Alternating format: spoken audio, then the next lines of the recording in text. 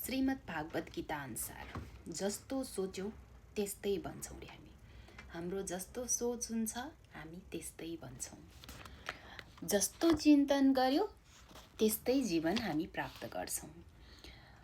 अब के सोच गर्ने त? जहिले पनि म गर्न सक्दिनँ, यो काम त अरूको हो, यो त अरूले नै गर्ने काम हो, मेरो यतिको क्षमता छैन भनेर जसले पनि यस्तो खालको शब्द बोल्नुहुन्छ वा यस्तो सोच्नुहुन्छ भने तपाईँ त्यस्तै बन्नुहुन्छ। तपाईँले गर्नै सक्नुहुन्न। त्यो अर्काको काम हो नि त। त्यो त तपाईँको त्यस्तै खालको औरा बनिरहेछ भने त्यो त तपाईँले त्यस्तै खालको सिचुएसनलाई नै तपाईँले अट्र्याक्ट गर्नुहुन्छ। यो कुरा जस्तो कुरामा पनि लागु हुन्छ है। जीवन जिउने कला सिकाउनुहुन्छ भगवानले है। श्रीमद् भागवत गीतामा हामीलाई जीवन जिउने कला सिकाउनु भएको छ। यो कुनै चाहिँ एक अर्जुनको ज्ञान मात्रै होइन। जो पनि यहाँनिर आत्माहरू छन्, सबै आत्माहरूको ज्ञान हो त्यो।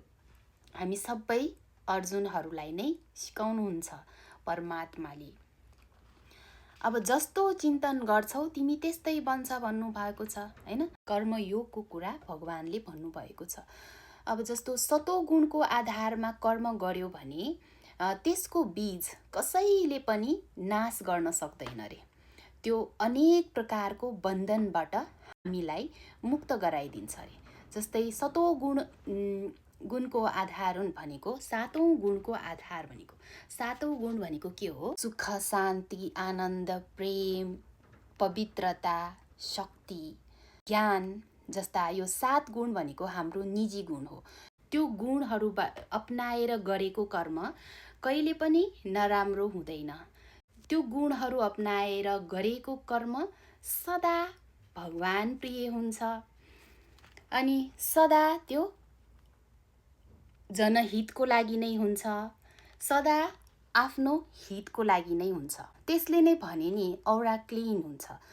गर्ने त त्यसरी त्यो सातौं गुण अपनाएर आफ्नो निजी गुणमा स्थित भएर गरेको जुन कर्महरू छ, मनसा वाचा कर्म छ, जुन चाहिँ मनले सोच्ने, मुखले बोल्ने र कर्ममा आउने, यो तीनटै त्यो सातौं गुणको आधारमा हुन्छ भने तपाईको औरा सधैँ नै क्लिन हुन्छ।